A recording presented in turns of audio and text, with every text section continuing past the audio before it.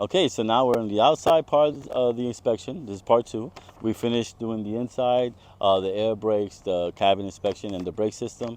Now, this part of the test is the outside part of the inspection. We're going to guide you step by step. We're going to go by our checklist. And first things first, let's go right to it, is the lenses. So when they say lenses, they're referring to the headlight lenses here, that they're clear, they're not cracked, they're not damaged, they're secure on both sides. Lenses are clear, cracked, not damaged, and secure.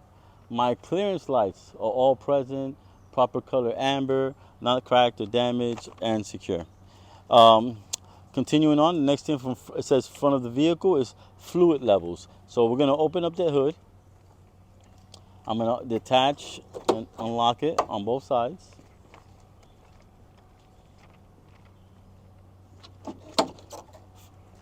You want to put your foot here on the bumper so you don't hurt your back. Pull. It's actually very light. You just gotta kind of control it. And we're gonna check all our fluids and fluid levels. So on this side, for this vehicle, we have the coolant reservoir. It's at adequate level. It's above the add line. It's currently hot. I cannot open it. All the hoses that connect to and from it are not rip, cut, or frayed. They're not leaking. They're dry. They have their clamps. For this particular vehicle, that's the only thing we're going to say. That's the only component we have on this side. Everything else is on the other side. So we're going to swing around to the other side. And continuing on with the fluid checks, we're going to do the oil dipstick. So the oil dipstick, if I want to check the oil levels, I will pull out the dipstick, wipe it clean, reinsert it, and make sure it's above the add line. If it wasn't above the add line, I would just add more oil.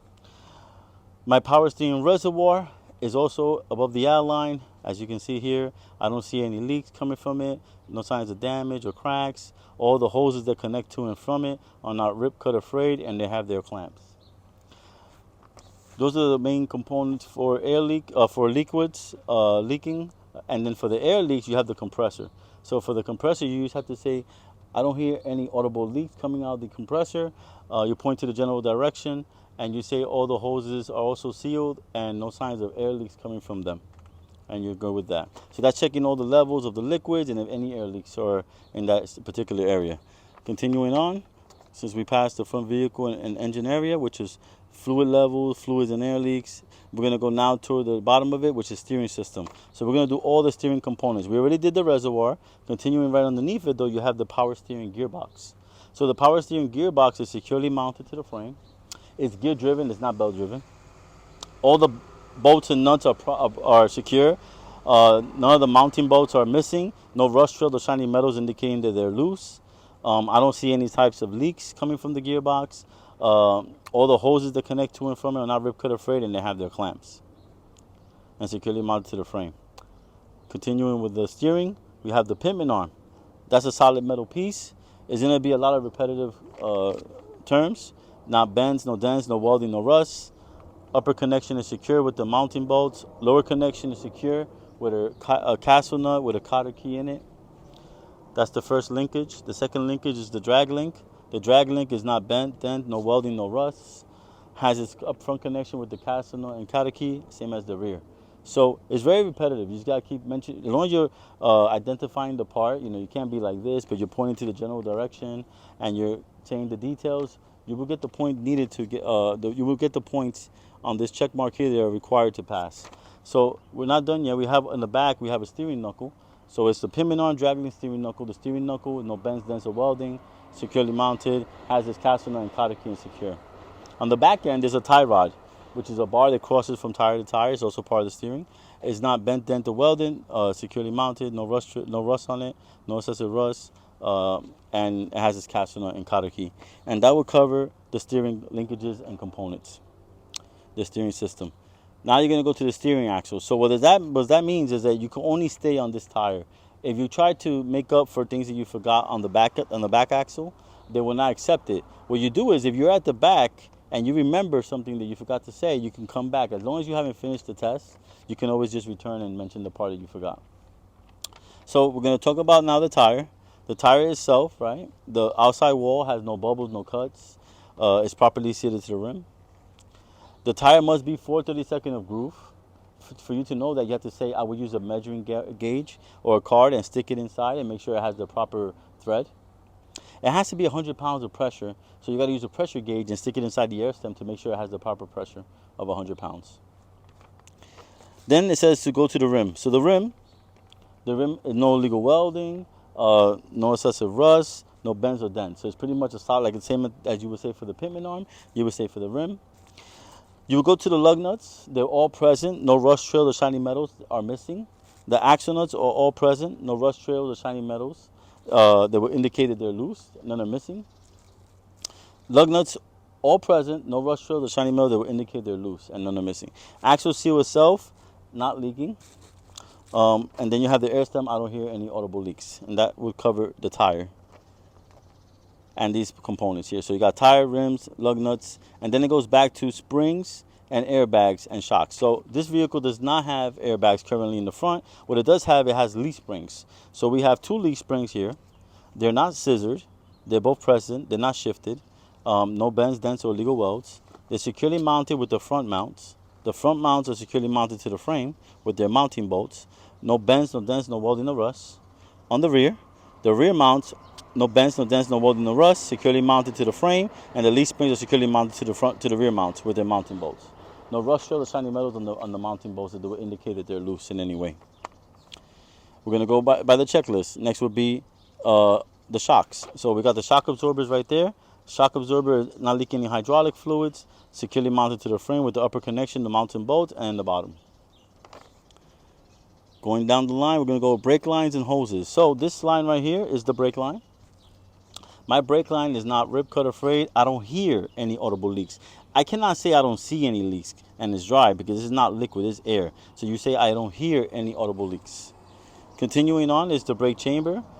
The air brake line connected to the brake chamber is not leaking any air that I can hear, not missing any parts. All the bolts and nuts are present. The push rod and slack adjuster, you will mention that it's not missing any components, and if I was to check it, I would release the brakes and make sure it doesn't have more than 1-inch play. That's for the air brake leaks and hoses. Now, brake contaminations, right? So you're going to look inside and you're going to say, my brake lining has no less than 1/4 of an inch material, no space between the brake lining and the drum, no liquid or debris that will cause it not to brake correctly, okay? And that is for the brake system.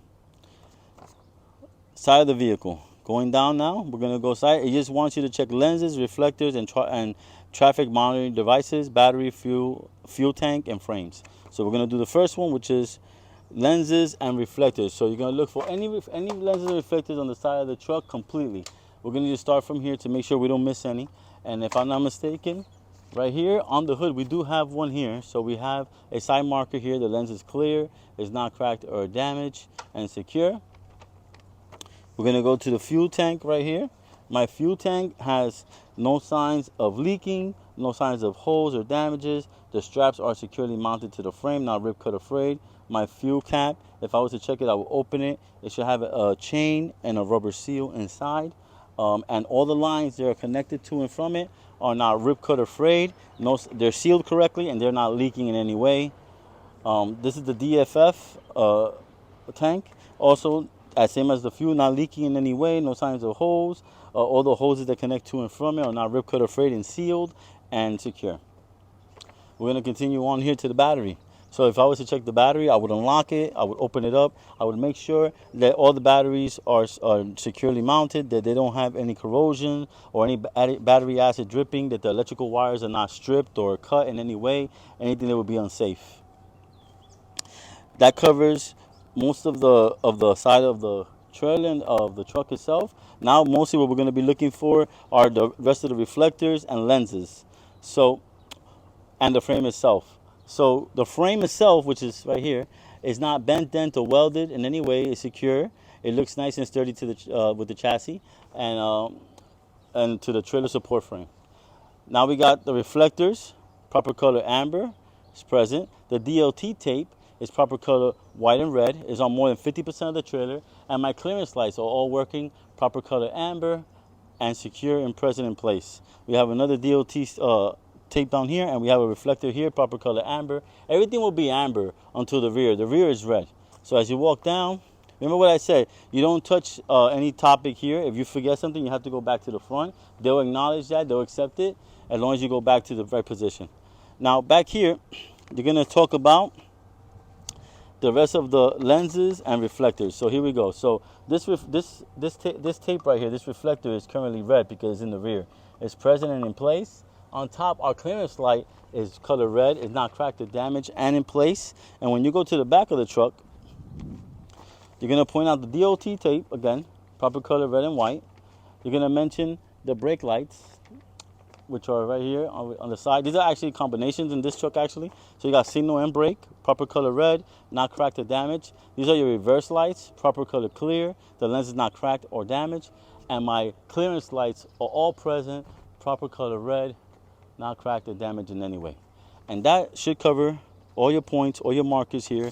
Most of the time, sometimes once you reach 22, they'll stop you prior, and they'll be like, okay, you got enough points. But if they don't stop you for whatever reason, you must have been that you missed some points.